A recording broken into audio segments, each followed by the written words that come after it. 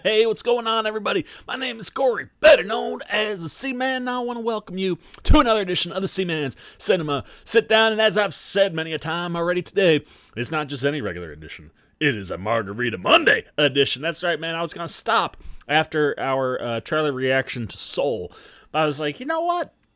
Let's give everybody one more. Let's get one more margarita down and do one more review for you guys on the second to last movie I saw prior to the coronavirus quarantine closing, movie theaters all over the country. This is a movie that stars Vin Diesel. That is based on a comic book I have seen on the shelves for years. Never dove into this comic, but knew the basis of it and like what it was about. And when the movie was announced, I was like, all right, man, like, I think I'm going to go check this out. I mean, obviously, I'm going to go check this out. And, like, the last couple trailers were starting to show you, like, the glowing red in the center of the chest, which is imagery that's very, very synonymous with this character. And I was like, all right, it's looking pretty decent. I'm always down for a Vin Diesel movie. And I went into this with low expectations. And I walked out of this going, that might have been one of the best movies Vin Diesel's ever made. I feel bad because poor guy just gets murdered by critics every time he drops any movie. But this was one I was like, this, outside of the Fast and Furious world, this is probably some of the best work I've seen Vin Diesel do. And is hopefully a franchise that will not die due to low box office scores, because I think the coronavirus certainly impacted its opening weekend. And hopefully on digital, when it reaches there, will be something that, does well so that we can get a second one, because I enjoyed the heck out of this movie. What are we talking about? Why don't you pull up a chair, man? Take a seat and grab yourself a margarita. We are getting ready to dive in spoiler free into Bloodshot. That's right, man. I tell you, I was so pleasantly surprised by this movie. I had, like I said, pretty low expectations. When you looked at some of the creatives, you had Dave Wilson directing, who really hasn't done anything on a major property in the director's chair. As his first big directorial debut. Talk about starting with like something big. I mean, I think this budget is smaller than some of the other superhero comic book movies we see, but still probably a decent-sized budget over there. And pretty much all he had done prior was visual effects stuff. Worked on a bunch of video games, had been, in on like Age of Ultron. He was, a supervisor working for Blur Studio. So Blur Studio does a lot of special effects, but they do a ton of video game work. And my one critique on the movie is visual effects based. Overall, I think the visual effects are astounding. I would say the mixture of visual effects and practical effects is so good that even when some of the visual effects are going on, it's CGI, it blends in so well that you forget that it's CGI. Until the third act finale. When you get to the final showdown, the big fight at the end, no spoilers, but it takes place in an elevator shaft. We've seen that in some of the trailers. And it goes like from a good mixture to just like full-on CGI, and I didn't think the CG looked that great. It did actually look kind of video gamey, and it was the only part of the movie that took me out of the film, because all the CG up to that point had blended so well with the practical effects and real-world stuff that all of a sudden you get into this like solely CGI section of the movie, and you're just like, oh, well, that's not cool, and kind of ended a little bit flatter than I think I would have liked. However, the pros of this movie are so abundant that it's so easy to forgive the way that the movie ends. It wanted to give you this big, crazy, creative action sequence, and from a sequence standpoint, it's enjoyable, and it's big, even though it's an elevator shaft. It's a big sequence. It just got a little too CGI heavy, but outside of that, I was like, Dave Wilson, you did your thing, man. Like you conveyed the story in a way that's very, very accessible. Got people who would be unfamiliar with Bloodshot into the character, and the way we get into the character, oh my god! Like the twists and turns in this movie, like your head explodes, even though you know it's coming. Like there are elements of the character that you know about, and the way it's presented and revealed in the film, you're just like, oh, know, where the first act is just great setup, and then you get into the second act, and that reveal is just like, oh, this is the movie that we're in. And then you just kind of ride that all the way home. So I thought Dave Wilson did an excellent job. The bigger surprise for me was when you looked at the writing, story by and screenplay co-written by Jeff Wadlow. Now, if you know me, and my relationship with Jeff Wadlow hasn't been super positive. I thought Fantasy Island was a bit of a bust. Same with Truth or Dare. A lot of his things on paper seemed like ideas I was like, okay, I can see where you're going, but the execution wasn't there. Well, if you take the idea of like on paper these things work, and then you let someone else execute, and the execution is good, well, now all of a sudden Jeff Wadlow is writing in on a movie that I think really worked from a script standpoint, along with Eric Heiserer, who, like those two, they get it, man. Like I said, I have a baseline understanding of Bloodshot, who Bloodshot is, which is, this ex-military vet who dies in combat.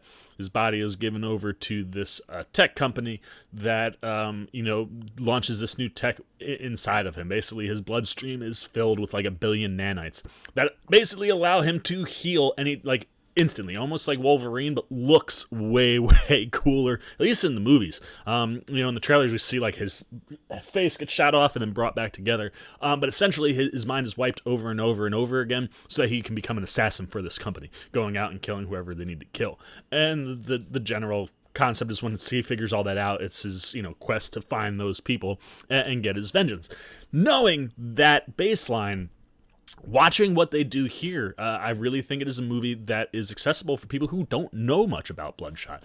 Now, I can't confirm or deny how accurate the movie is to the comics because I haven't read the comics, but knowing just the baseline of it, went into this movie going, man, you did it in a way that I wasn't necessarily expecting on how you get into it. And what this movie, I think, does better than its writing and its directing is creating these characters and giving these characters something to build off of. As I said, Vin Diesel, who plays Ray Garrison, a.k.a. Bloodshot, is fantastic. It's some of the best stuff I've seen Vin do in a while from an acting standpoint. His acting is really strong, actually, I think, in the movie. It's funny because you're sitting there, like, about halfway through, I was like, damn, man, like, Vin Diesel's acting his ass off, which I'm not necessarily always expecting, especially in these action-driven movies, because the action kind of drives it, but I think he just nails the concept of Ray Garrison. Like I said, when you look at the 3-act structure, I really like how we're introduced to Ray at the beginning, what that second act reveal is and what that means for his character, and then the third act, just gives you a ton of action, but a lot of fun as it sets up the main group of people that would be involved in this franchise if it moved forward. And Vin Diesel's great, man. The action, obviously, he's there for that. He's really good at that. His physical size works quite well. And when you start to see the strength that's given by these nanite bots that are in his bloodstream, it's believable. And he delivers that stuff. And like I said, all of his dialogue and stuff really, really well. And then it's just the rest of this cast is really good. My standout MVP of the movie after Mr. Vin Diesel, it might even be more of the MVP than Vin Diesel. If I was going to get into this franchise, Lamorne Morris is a humongous reason. He plays Wilfred Wiggins, who's kind of like a coder who's like world renowned, and he's sort of the opposition to the company that helped create Bloodshot. He's fantastic, dude. From a humor standpoint, every time he opens his mouth, you laugh because he has this wonderful personality, but he's still a basement-dwelling coder. You know what I mean? So, like, he'll have conversations, and he's got all this stuff where in public, it would work. Like, this guy would have people all around him telling stories, but he's alone. So he'll be talking, he's like, and I'm talking to myself. Because that's what it is. And as he interacts with Vin Diesel and some of the other characters in the movie, he is just brilliant, dude. Like, I love Lamorne Morris anytime he pops up in anything.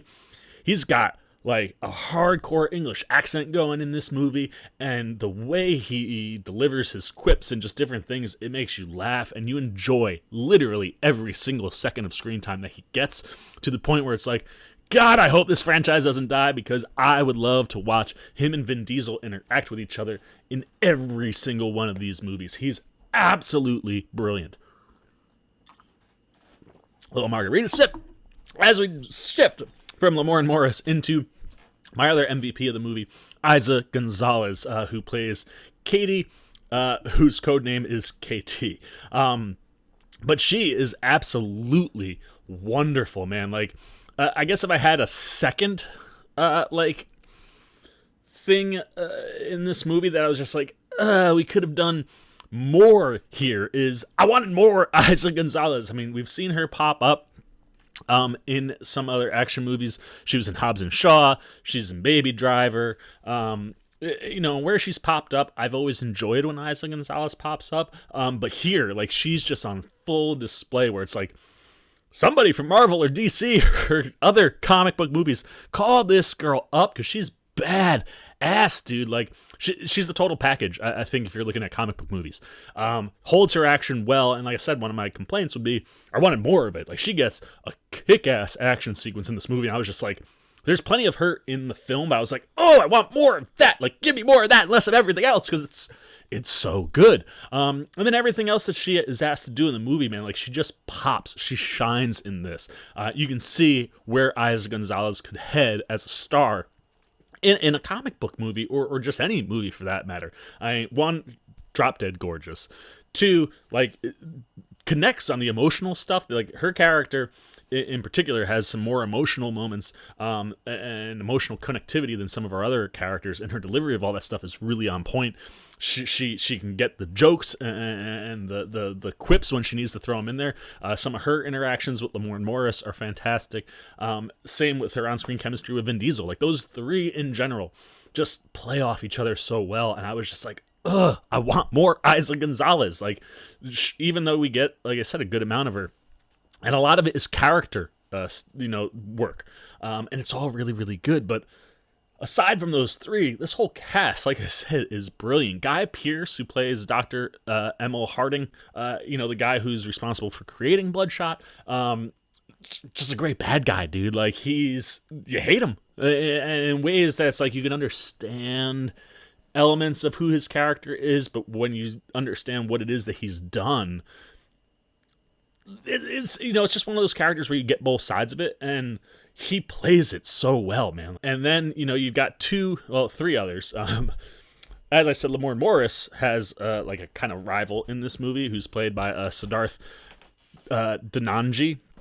I think I got that right, who plays Eric in the movie, and Siddharth he's wonderful. Like, I wasn't super familiar with him outside of one thing that he did an animated show on Amazon called Undone that stars Rosa Salazar. Really, really good if you want to check it out. Maybe while we're at home quarantined, we'll dive back in and kind of review that. But has a very much Scanner Darkly feel, if you remember that Keanu Reeves movie from back in the day, where they basically take the acting and then, like, there's a program that cartoonizes everything. Really good show. He's great in that. Even better here, man. I loved him in this. The back and forth between the characters of him and Wilfred Wiggins is just great. Even though him and Lamorne Morris don't have any actual physical interaction in the movie, there is back and forth between them the whole film, and the way it's done and represented, really, really enjoyable. So I loved what he pitched in. And then Guy Pearce has two other soldiers besides Isa Gonzalez's KT and Vin Diesel's Bloodshot. A guy named Jimmy Dalton, another guy named Martin X, played by Sam Heughan and Toby Kebbell. Kebbell, you should be familiar with. We've seen him pop up in Black Mirror, and Sam Heughan, obviously, from Outsider. And here, they're both really good, man. Toby Kebbell, specifically, pops in a big way. He is a blind military former vet who's the gear he's set up with gives him the ability to see things, but it basically turns his eyes into a computer. So the way they handle that superpower, so to speak, and how they do it is great, dude. Like, I love the visualization of what he sees in his brain because of the cameras that are on his suit, but also how they're able to use not just his cameras, but other cameras. There's a motorcycle sequence. You got a blind guy on a motorcycle driving around, and it's wild. And it's one of those action sequences in the movie, takes place in the second act, that there's lots of CGI, but it's mixed so well with the practical that it looks real. And I really enjoyed what he did from a character standpoint, and how they handled that. Like I said, the action for his stuff is really cool. And then Sam Hugan, he is an amputee. I think he lost both of his feet. So he's got kind of like genetic or not genetic, he's got robotic kind of feet things that, like, again, in that chase sequence he's on foot, and a lot of that he's moving so fast you can tell it's CG, but it's blended with the practical so well it kind of meshes in really well. And they hold a couple things about his character for that third act that just allows some ridiculous action stuff, but he's a good bad guy. Like, you hate Sam Hugan, and I don't watch Outsider, but from what I've been told, people love him. Well, you're not gonna love him in this movie. You will certainly dislike Jimmy Dalton. But fantastic, and when you can build out a cast that's this good, that's this strong, and give it decent material, both from a writing and directing standpoint, there's no reason to just not be head over heels about Bloodshot. It just gave me something I wasn't expecting. Like when I go into any of these comic book movies, I expect to enjoy it, but I really, really liked it. So I hope, despite a poor box office because of the coronavirus and whatnot, that hopefully moving to digital, which starts tomorrow, March 24th, you'll be able to watch it in home. Hopefully it'll do well so that we can get another one of these bad boys. Because like I said, outside of the Fast and Furious and the Pitch Black series, which I guess you refer more to as the Riddick series, this is some of the best stuff I've seen Vin Diesel do, and I'm more interested in this franchise and this group of actors than I even am in the Fast and Furious, or I know that's sacrilegious, but certainly the Pitch Black movies or the Riddick movies. And this, I think I might be more interested in this at this point than even the Fast and Furious movies. And don't get me wrong, I love the Fast and the Furious movies. I can't wait for Fast 9. I can't wait for Fast 10, 11, 12. However many Fast movies you want to make, Universal, keep pumping them out. But as far as a character goes and a performance and a group of people, I am so interested in seeing more from this group that I hope Bloodshot gets a second go, and gets a sequel. And hopefully on that digital side, people will be checking this one out and it'll give us that. So there you go, man. Those are all the Seaman's non-spoiler thoughts. Lots of stuff to talk about with Bloodshot. Now the question is, what are you thinking, man? If you got out to the theater just before the theaters closed and saw Bloodshot, what'd you think? Did you enjoy it? Did you think it fit the mold of most comic book movies? Is it a comic book movie or franchise you would want to return to, or did the movie just not do it for you? If you haven't seen it, as the Seaman on a Margarita Monday enticed you, I hope I have, man. Like I said, it's a fun ride. It's an easy one to enjoy from the couch. So if I've enticed you or you were intrigued before, let me know that. And if you just don't care or just this isn't your thing, let me know that too, man. I want to talk to all you guys down below in the comments. As always, if you enjoyed this video, please give me a thumbs up. And if you're new, you want to come hang out with the Seaman on every Margarita Monday from here till we're done with those, which will hopefully be never. And you need some time to fill in the coronavirus, quarantine, then I suggest jumping over there, hitting that subscribe button, coming and joining the Cinema Sit-Down squad. The subscribe certainly help out the channel, gets me closer to being able to do this more often. So we love that. We love having you hang out, love talking to you guys. And if you're super serious about the Seaman, you can hit that alert bell that follows so you get alerts on every single video. We got a little bit of margarita left, so let's finish that bad boy off.